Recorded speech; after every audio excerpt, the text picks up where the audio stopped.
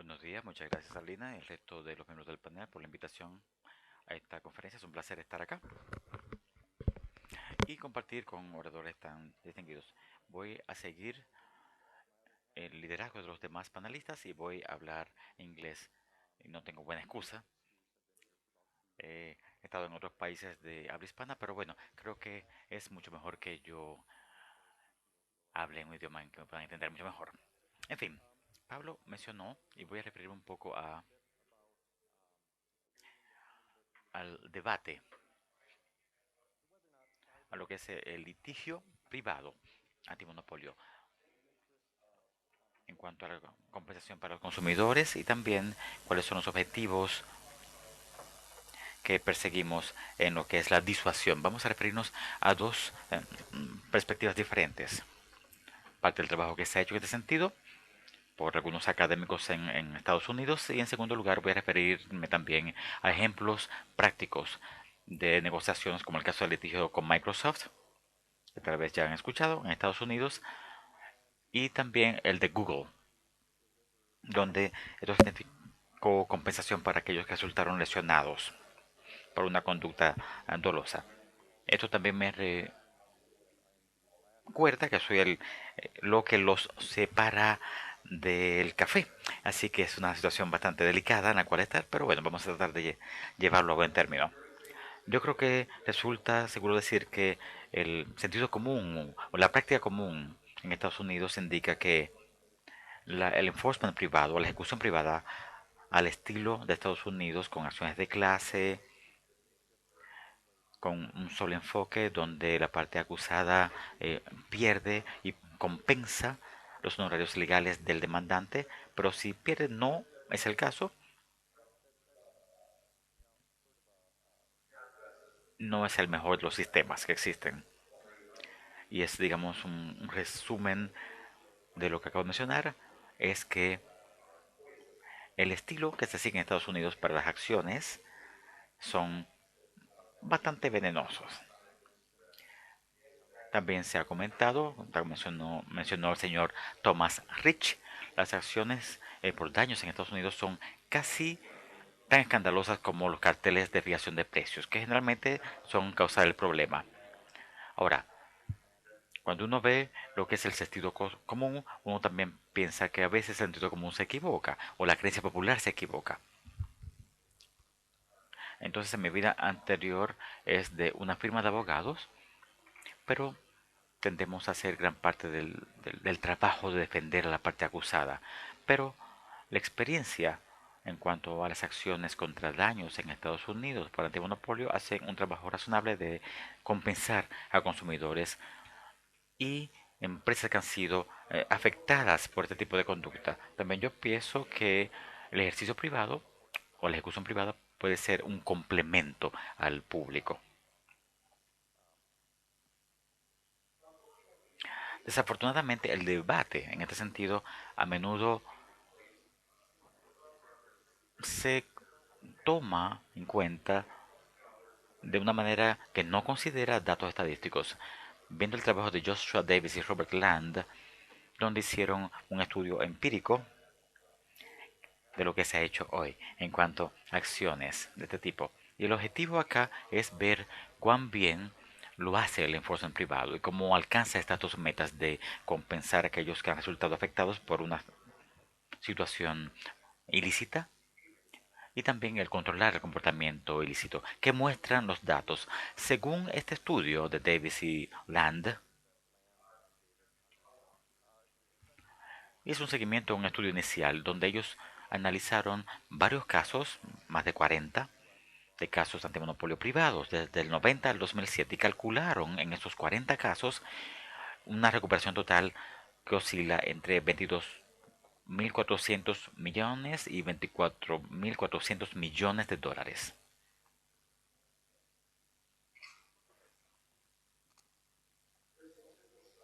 El estudio posterior de 20 casos adicionales reflejó 11.400 millones adicionales en recuperaciones.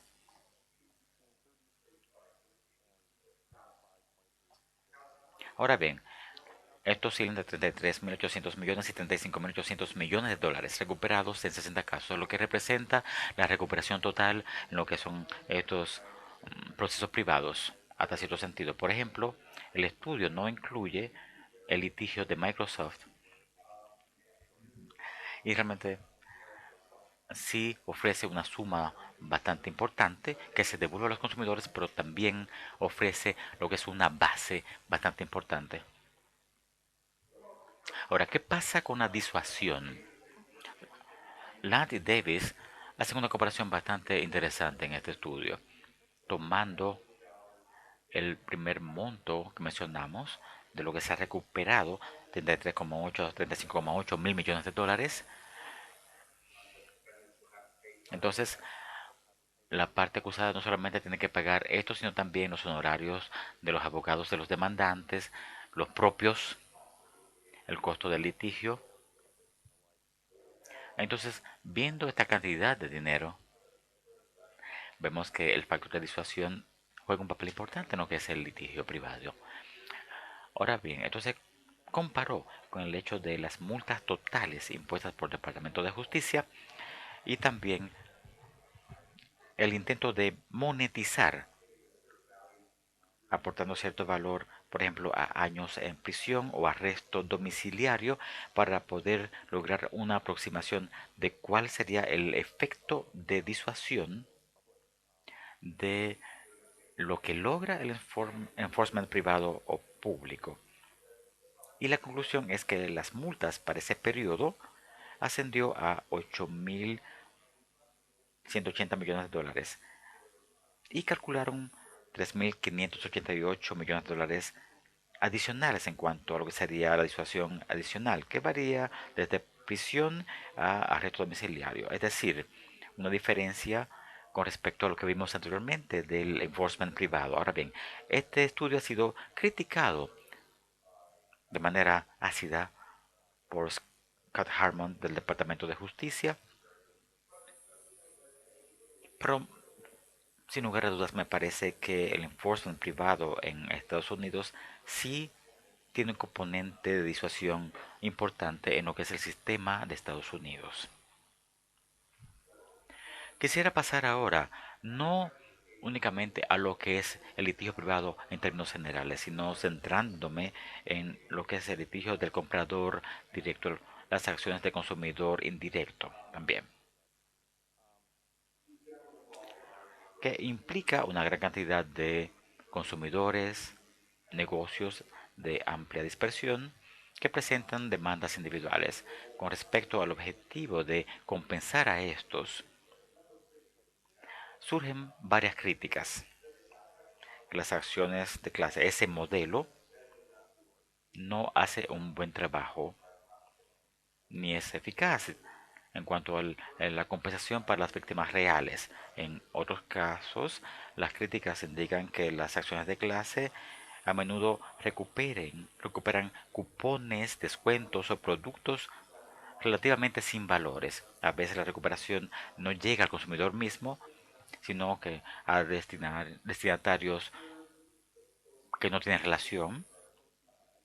También los productos financieros del litigio son consumidos por los honorarios legales y las demandas y los gastos administrativos. Y finalmente, cuando las víctimas recuperan la compensación, el monto es tan pequeño que realmente consideran que no vale la pena el hacer esto. En el caso de Microsoft, que usaremos como ejemplo, pero quisiera referirme de manera general a recuperaciones de acciones de clase en mi país y cómo funcionan para dar un contexto más acabado.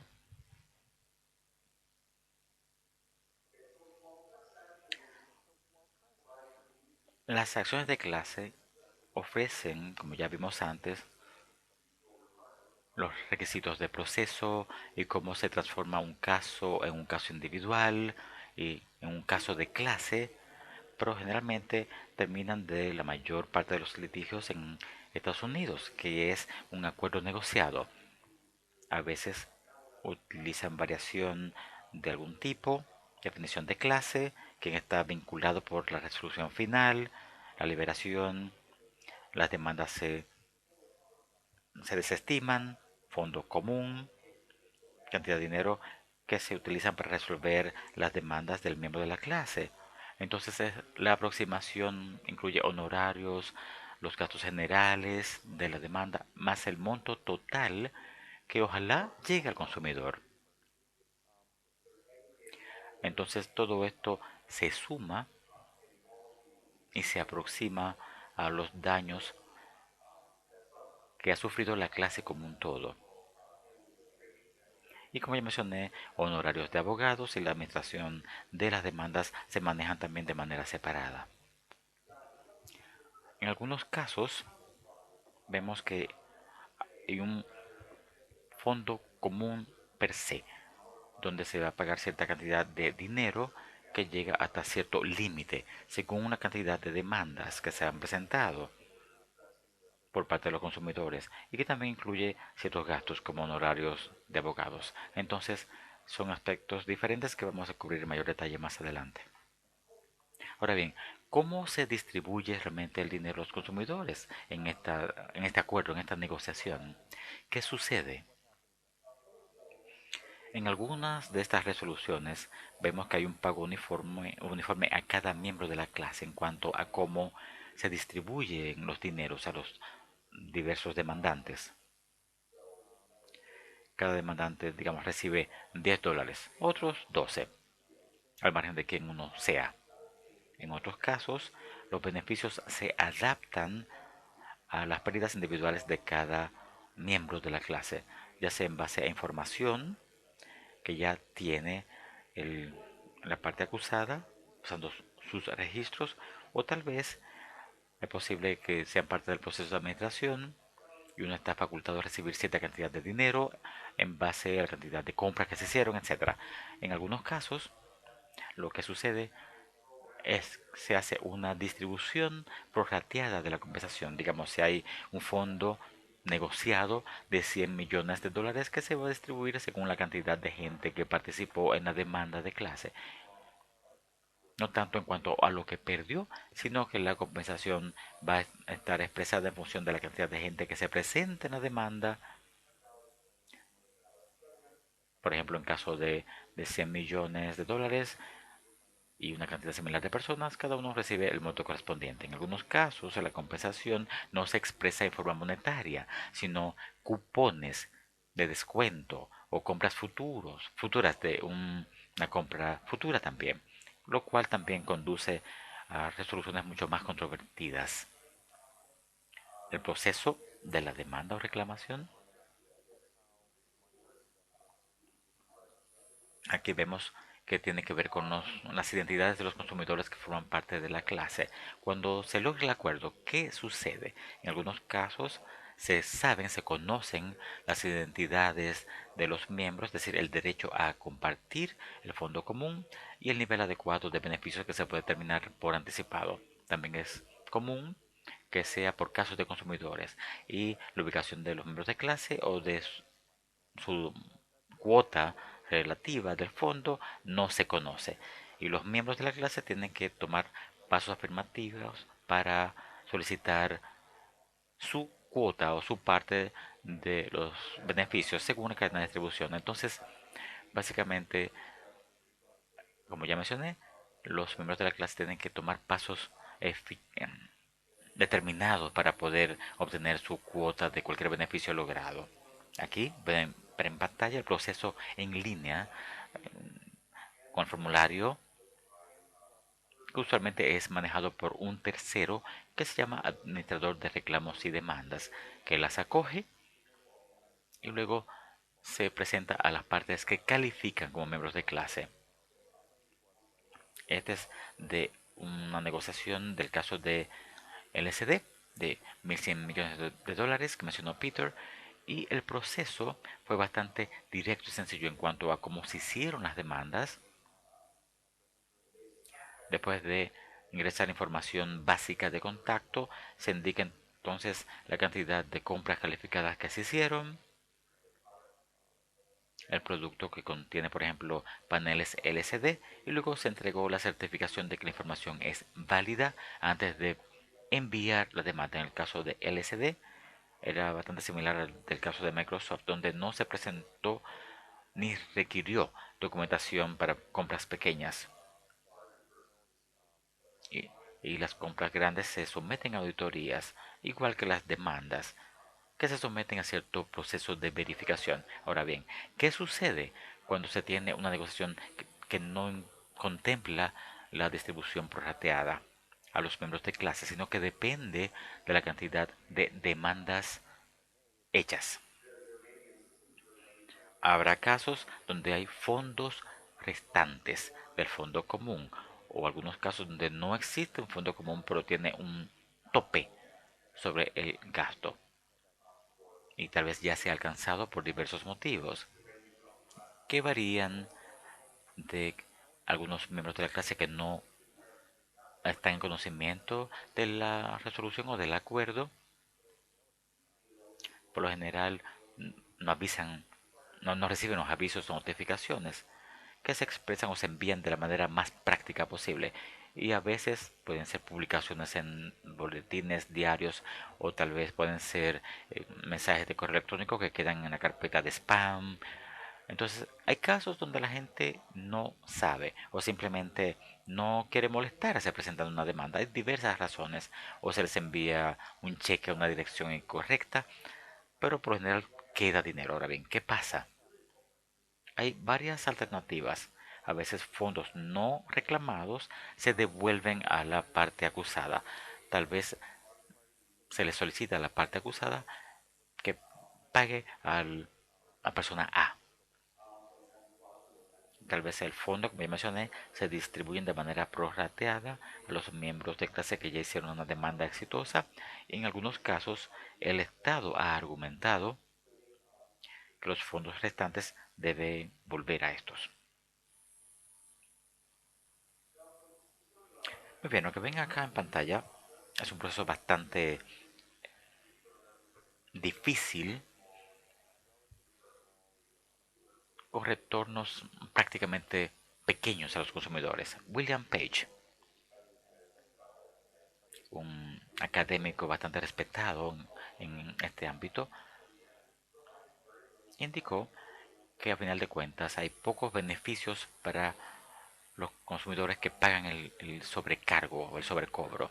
En caso de compradores indirectos, cuyo resultado ha sido negociación y está el dinero ahí esperando ser reclamado, los consumidores reciben muy poca compensación y él argumenta que a menudo resulta impráctico el distribuir daños diminutos a consumidores y hacerlo a un costo razonable.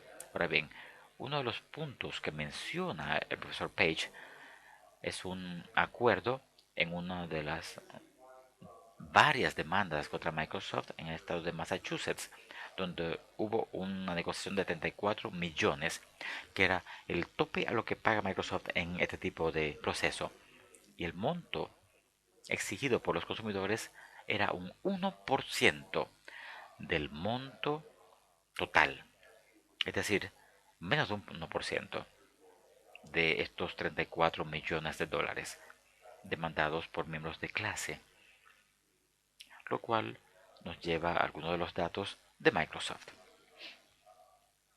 y los casos que hemos visto con ellos. Aquí pueden ver que para el caso de Massachusetts, pueden ver tal vez 34 millones de dólares y la cantidad apenas llegó a ser 270 millones. En Dakota del Sur, 9,3 millones de dólares con vouchers de 170.000 dólares. Y pueden ver el costo total, también Virginia Occidental, en fin. En estos casos, luce como que la compensación o la función de compensación no funcionó tan bien. No obstante, este componente que vemos en los casos de Microsoft y lo que sucedió en los casos es que los fondos no se reclamaron. La mitad de estos fondos se destinaron a escuelas públicas en Estados Unidos.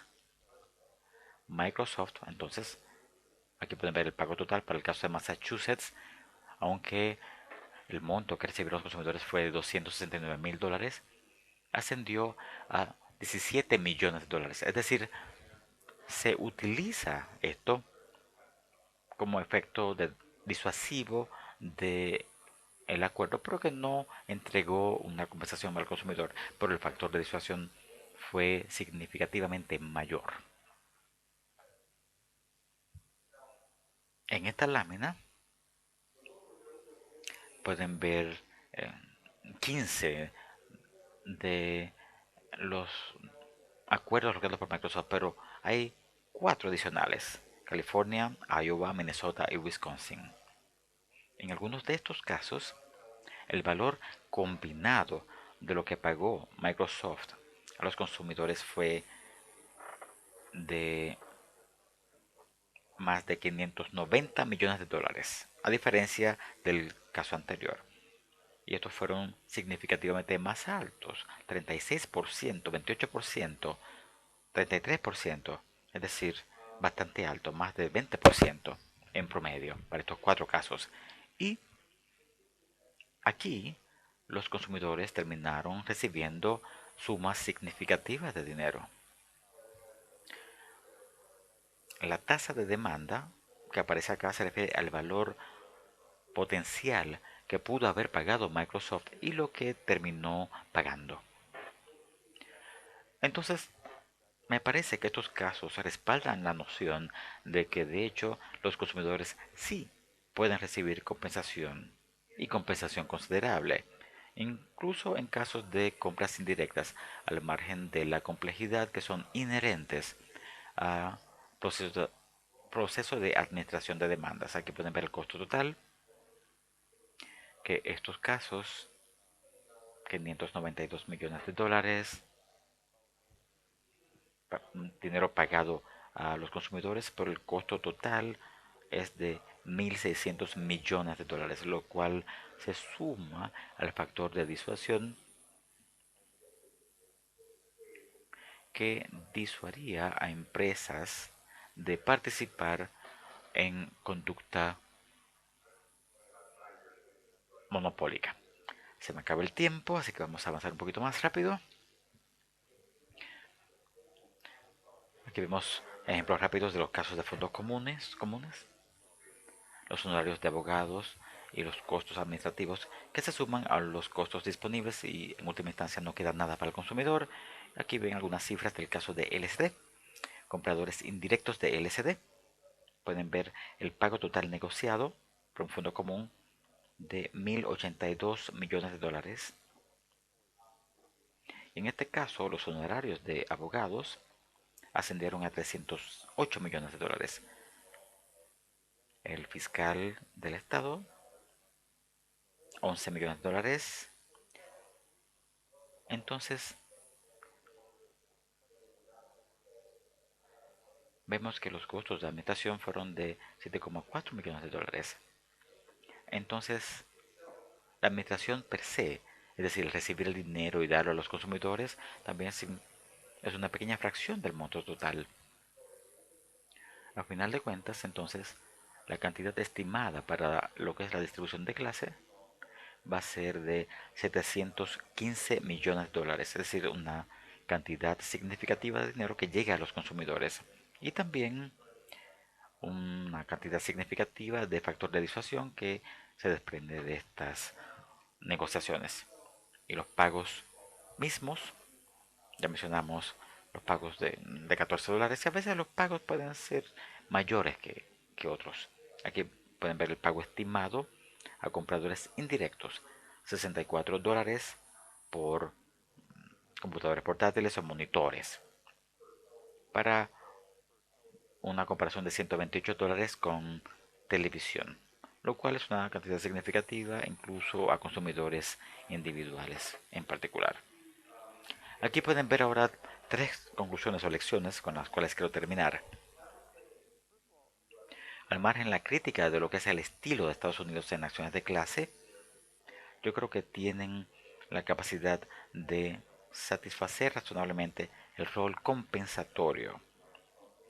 En los casos de LCD y de Microsoft, un 33% de las personas que eran elegibles a presentarse a demanda y recuperar o ser compensada. pero se hizo un trabajo bastante razonable en este sentido.